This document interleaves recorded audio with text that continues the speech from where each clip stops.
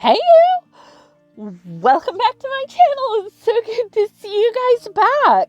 So, after doing the 101 watercolors, I couldn't stop thinking about Crayola watercolors and how much better they were. And I went out and I could only find these washable watercolors. And so I thought, you know what? I'll give them a go. I don't know if they are the same watercolors that I remember, but I'll give them a go. So I have some little swatch sheets, and you'll see me start with them. And I start with the Crayola watercolor brush. It's not terrible. I don't know if it's synthetic or if it's real, but I give Crayola this. It isn't that horrible extruded plastic that you get sometimes with really cheap art supplies or like kits designed for kids. But that being said, it wasn't my jam. So I got this Polar Flare paintbrush that I'm trying to decide whether or not is going to be part of my regular brush rotation. I try to keep like a little bag of 5 to 7 brushes that are taken out of my collection of brushes so that it's easy. I've got a good selection and I don't have to bring everything with me every time I paint. So as soon as I started using these guys, I knew instantly that they're weird. They are not what I remembered. They feel like they have like soap in them, which totally makes sense that they're going to put something in it to give them the washing quality that's on the cover of it. So I'm guessing these guys are totally meant for school classroom use.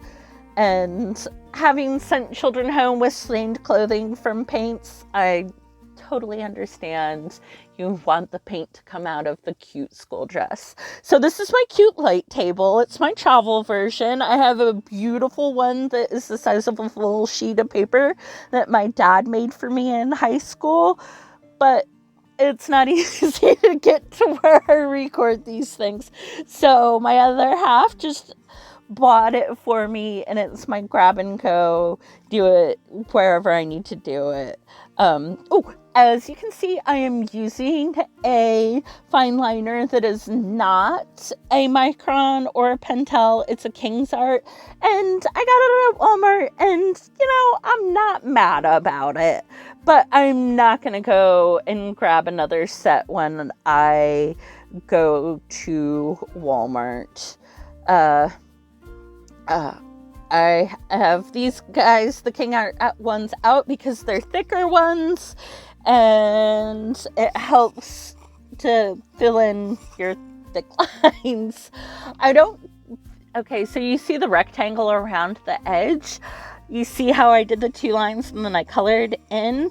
It gives you a crisper line, and I'm sure I'm the only person on the face of the planet that this bothers, but it makes a difference to me. So I will go and I'll color it in, and I use the thicker gauge fine liners to fill in between my 2 lines for the border. I think that I'm gonna keep on doing this little frog guy. I am in the works of trying to get other cheap watercolors. Probably not this paycheck. I'm going to see if I can't trade with some of the girls at work and let me borrow your Rose Art watercolors. I'll give you this Crayola and see if I can't get through all of the basic, school supplies, because now I'm curious. And I have every back to school season, there's sort of this little mini quest that's cheap art supplies. What can I get for the best bang for my money? Okay, now here I'm putting little binder clips on, and I love binder clips. These are the smallest one I have, and I wasn't happy about having to use the smallest ones, but the other ones are on other sketchbooks, and so I just made do. I think they are a lifesaver. They help your paper to not warp as much when you're painting in a sketchbook. So this is something I forgot to do in a swatching, but I prepped it. I wanted to give it a go to see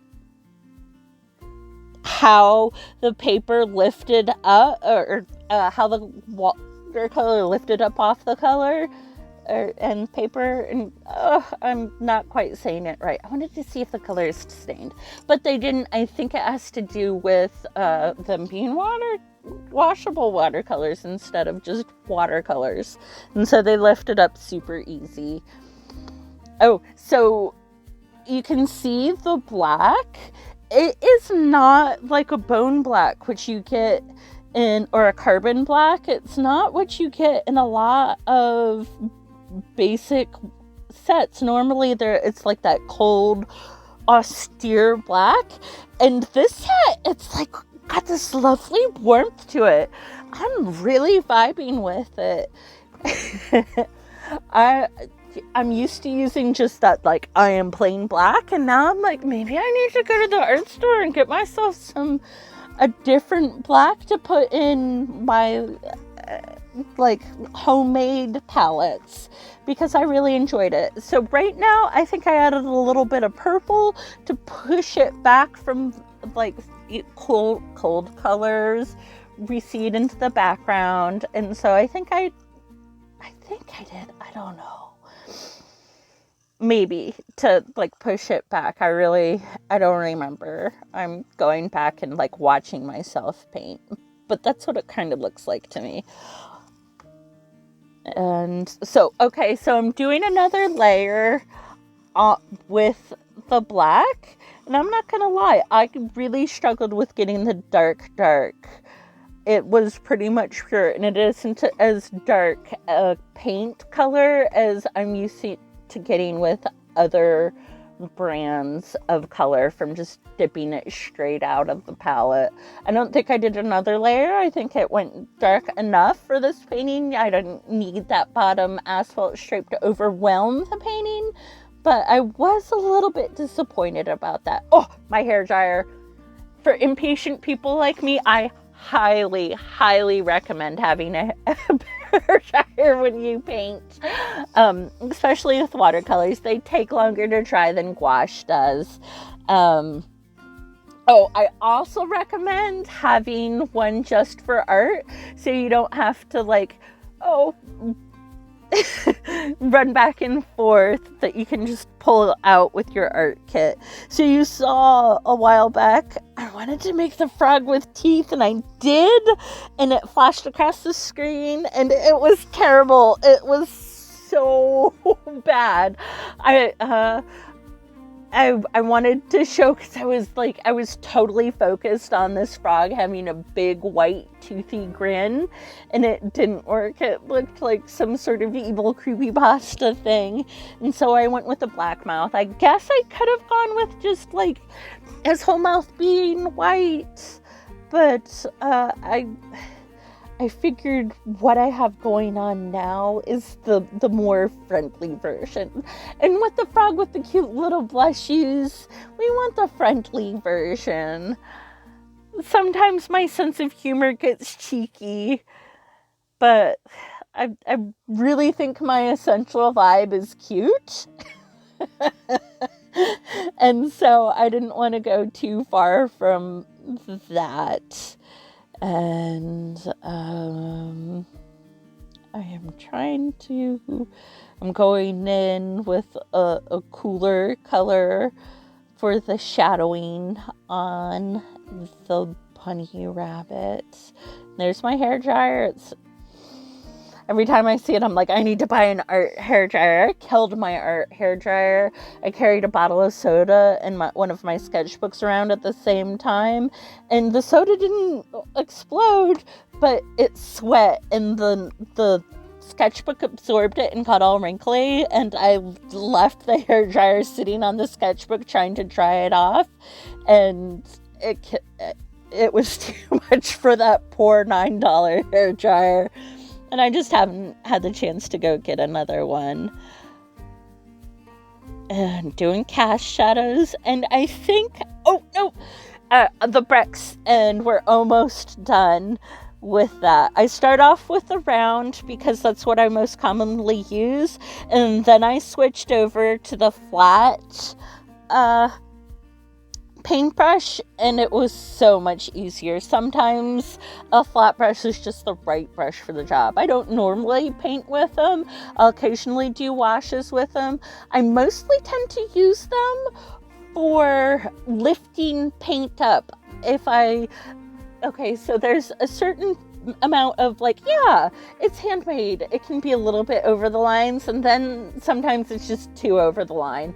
And I will try picking it up with a paper towel, and if that isn't good, I'll let it dry, and then I'll come back with that brush that's clean, and I'll just scrub away at the just a little bit to pick it up. You don't want to break your paper. And that and glue is what I use those guys most for in my everyday practice. I finally had to do it. I was trying to leave it up and down without turning the painting. It is hard for me to leave a painting straight up and down because there's just certain hand movements with my wrist motions that are easier. But as to make it easier for you, I am trying my hardest to leave it up and down, but it just had to be done to get those little bricks in. And I'm not gonna lie, it totally made it easier.